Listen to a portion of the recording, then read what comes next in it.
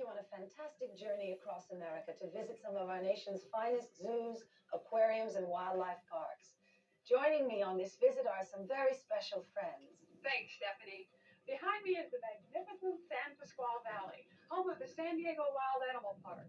We'll be visiting this park and the San Diego Zoo. Hi, I'm Jack Hanna of the Columbus Zoo.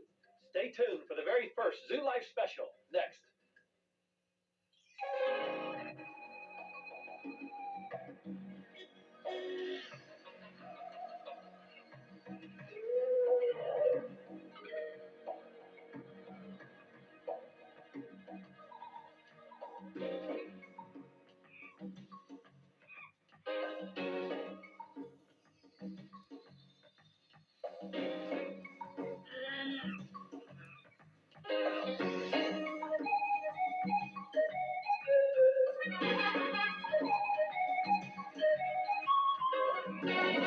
From the pages of the award-winning Zoo Life magazine, the magazine for animal lovers, comes the first Zoo Life special. This is the Los Angeles skyline. Like most cities today, the view is being obscured under a heavy layer of smog. More and more, we must realize that we're all being threatened by the effects of increasing air and water pollution. Our rainforests are disappearing at a rate of 100 acres per minute, and along with them, countless species of wildlife we will never know. Enter today's zoo. Over the past 20 years, they have become the modern ark, a refuge for our vanishing species.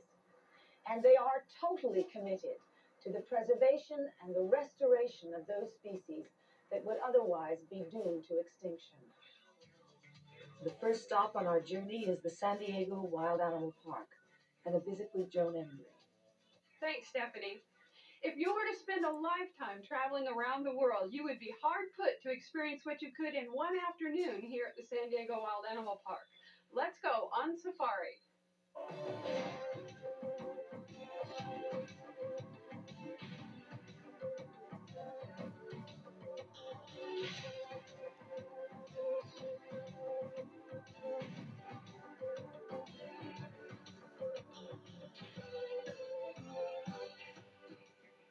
Our goal here at the San Diego Wild Animal Park is to breed highly endangered species. But for the 1.5 million people who visit here each year, it's an educational and recreational experience they'll never forget. Developed as a companion facility to the San Diego Zoo, the San Diego Wild Animal Park opened in 1972. With over 1,800 acres, it's become a haven for animals threatened with extinction. One of the big pluses of a situation like the Wild Animal Park with large acreage is that you can build large compounds and have mixed species together.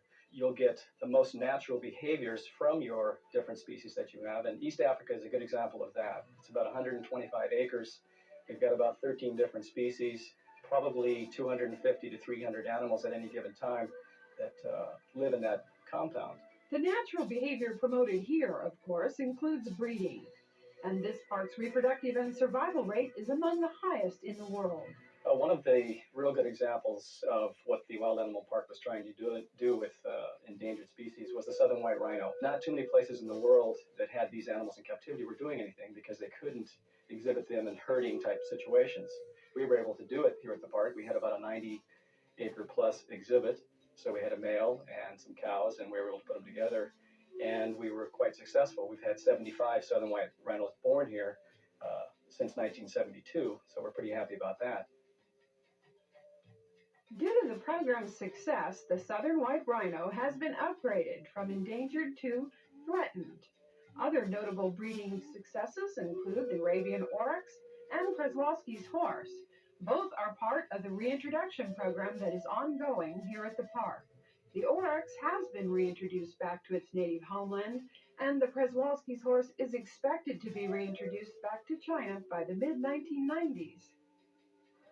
I hope you enjoyed our safari. When we come back, we'll show you one of the newest arrivals here. How can you tell the difference between an African and an Asian elephant? Find out when we return. While there are many differences between these two types of elephants, the easiest way to tell them apart is to check out their ears. An African elephant's ears are much larger, and they actually do resemble the continent of Africa. Facilities like the Wild Animal Park have become increasingly important as wildlife habitat diminishes. It wasn't until June 13th, 1990, that we had our first successful Asian elephant birth. Breeding elephants in captivity is a major challenge, and few zoos have the facilities or the funds to attempt such an undertaking. But the San Diego Wild Animal Park is committed to this program. For the past several years, there have been some close calls, several disappointments, and a history-making elephant cesarean. When 267-pound baby Omar was born, it was a time of celebration for the keepers and the vets, but some things still didn't go according to plan when Connie rejected her baby. She was brought in, hand-raised. She didn't bring the smarts. She didn't bring this motherly trait that she would have learnt in the wild. So consequently, she tried to hurt, and I would imagine would have killed Omar if we wouldn't have taken him out of there. Now the round-the-clock task of raising Omar is in the hands of a dedicated staff headed by Alan Rucroft. We've got him on a routine where he's drinking 44 ounces of milk every 1.5 hours, and we have a 24-hour watch on him. That means a person is here 24 hours a day.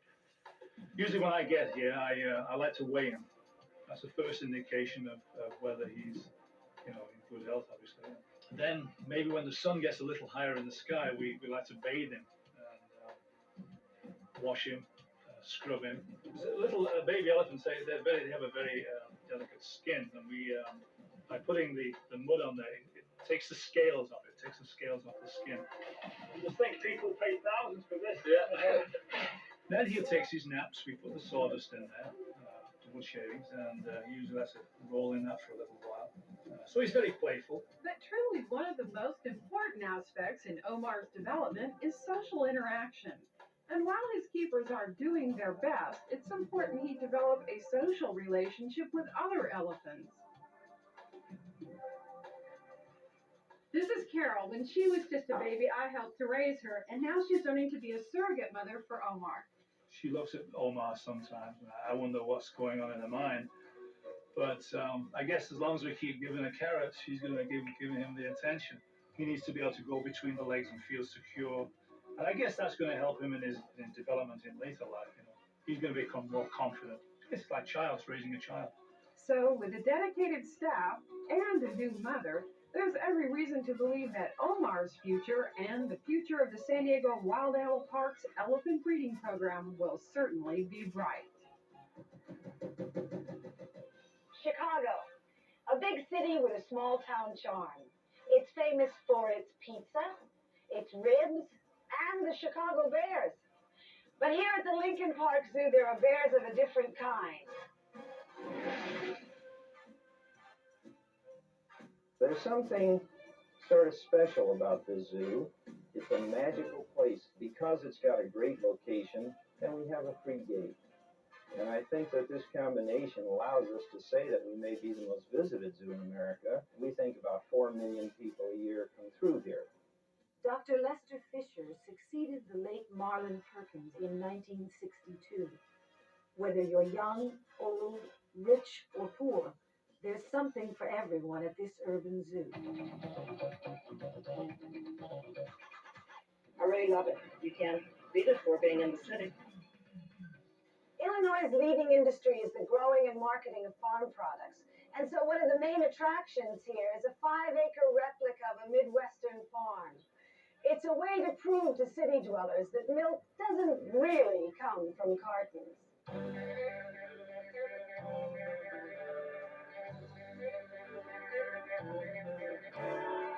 Luann Metzger heads up this unusual program. The farm in the zoo is a unique aspect of Lincoln Park Zoo.